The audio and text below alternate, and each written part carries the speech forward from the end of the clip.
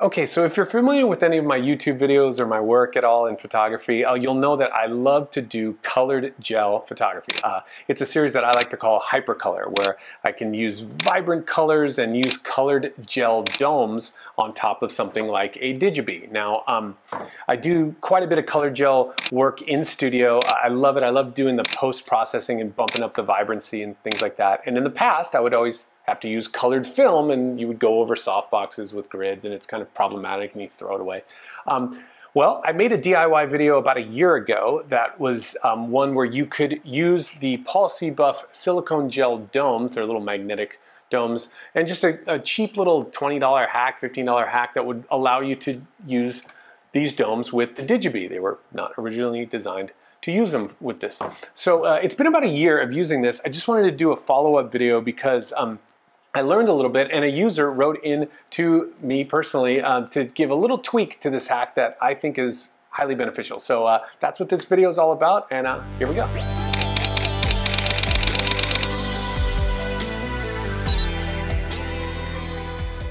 Hey everyone, this is Mike here with Mike McGee Photography. Okay, I have been using my little DIY colored gel dome hack for the DigiBee for about a year now. I just wanted to do a little bit of a follow-up because I did notice one small flaw that a user actually wrote to me, Chad Hamilton. He wrote in and he said, "Hey Mike, love the hack, but I think I got a tweak for you for your DIY hack, and it'll make it even better." So wanted to follow up with that video and just show you a little bit on how you can actually make it even better to use the Paulc.buff colored gel domes with a DigiBee.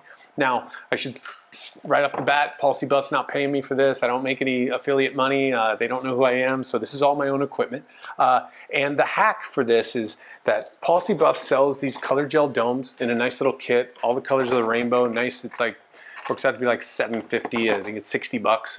$7.50 a little dome, and you get to reuse them. So if you're doing a lot of colored gel work, they are, I find them just absolutely perfect, with like $15 for adhesive and some super strong magnets, strategically placed, I might add.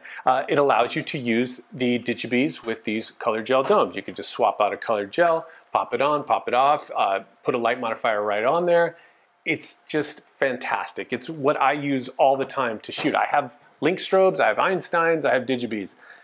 I use DigiBees like 90% of the time now, just because they're so efficient and so functional. They can do video with the LED, really, this key light, all these lights, all DigiBees using for this video. So you can use them for video.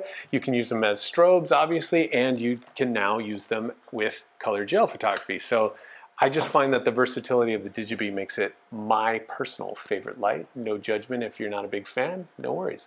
But I had someone write in, and his name was Chad Hamilton. He wrote in and he said, "Hey Mike, love the little DIY hack, but I think I got an upgrade for you." And he was right. So what I used, again, I've set this up almost about a year ago. I used double stick foam mounting tape. I found that that was the best that I found at the time, and I would stick it at sort of like the points of a clock, 12, 6, 9, and 3. And that allows you to just put them on the face of the DigiBee and you're good to go. But that foam mounting tape that I used, after about 6 months or so, it dries out, it flakes out. Sometimes it would then just deteriorate to the point where it's all gummy and it would actually pop off these magnets. So you'd have to cut a new little thing, reapply. Not a big deal. But Chad was like, "Wait a second, I got a product that I think would be even better." So it's a product that I will put a link in the description. It's on Amazon. It's like $7, $6, something like that.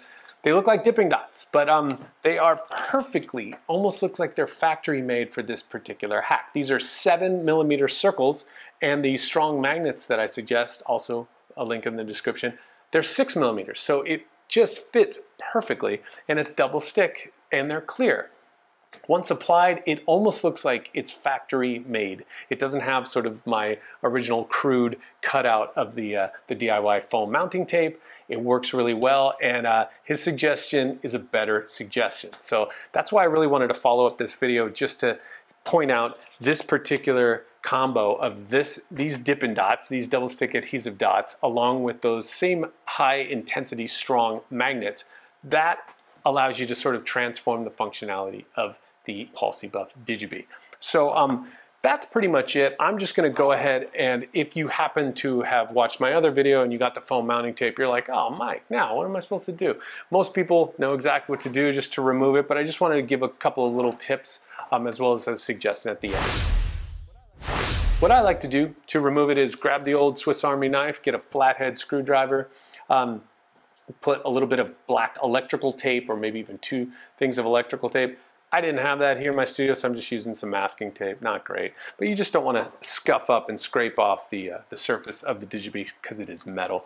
You could use something like a specialized plastic tool for a scraper, something worthless like a MoviePass credit card, something that you're never going to use again, and just like scrape off that former adhesive that's all gummy and dried out, that double stick foam mounting tape. So all you want to do then is just grab a little Goo Gone. Some people use lighter fluid.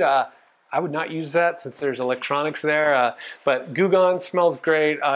Again, this isn't an affiliate, they're not promoting this. And some paper towels. So after you kind of wipe that area away, make sure it's nice and clean. Use a dry paper towel, make sure it's dry. Then all you do is you just apply these little Dippin' Dots in those strategic 12, 6, 3, and 9 on a clock areas, and you will be good to go.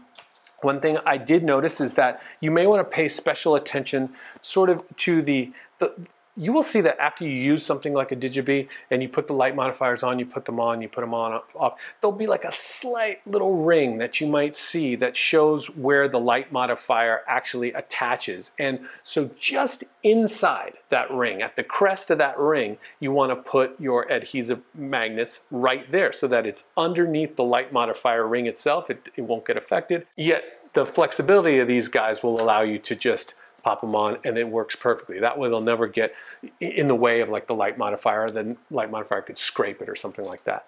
So it's really not complicated. It's just an application removal if you did the old way, or if you're new to this and go, oh wow, that's a good idea, and you have a nice clean DigiBee, I would highly recommend just going to get these DigiBee Dippin' Dots. Just get these little Dippin' Dots and then use that double stick adhesive, and then I just applied and went on my way. So there's one other option that you have is now that you have 1,000 of these Dippin' Dots practically, and maybe some leftover magnets, you might be wondering, well, what could I use these for? Well, if you're like me, you might just keep the colored gel domes in their storage box that they ship with. I don't care, I just throw them in a box, I just keep them there, and then when I need them, I just reach for them. However, if you're using them all the time, or you want just to make your studio look a little bit more colorful, you could literally stick them on the wall for easy access. Just stick one of these little dots on the wall, peel off the second layer of adhesive, just one at probably like 12 o'clock ought to do it, just one at the peak, put it on the wall, and then whenever you need a colored gel dome, it might be a little dusty, you just grab one, pop it on, pop it off, and you have easy access. So it also makes your studio look more studio-y. So that's really it. Just wanted to do that quick little update that Chad gave me because I think it's so much better than my original suggestion, but love my DigiBees. If you have any questions at all, it doesn't have to be just about the DigiBee. It can be any photography question at all. I'm going to put my email address in the description below, and feel free to ask any questions about this or any photographic topic that you may have. And if you have any questions, you can also put them in the description or in the comment section down below, and I'll be happy to answer them. So I hope you enjoy this video. I hope you get out there and shoot with a little colored gel photography, and thanks for watching.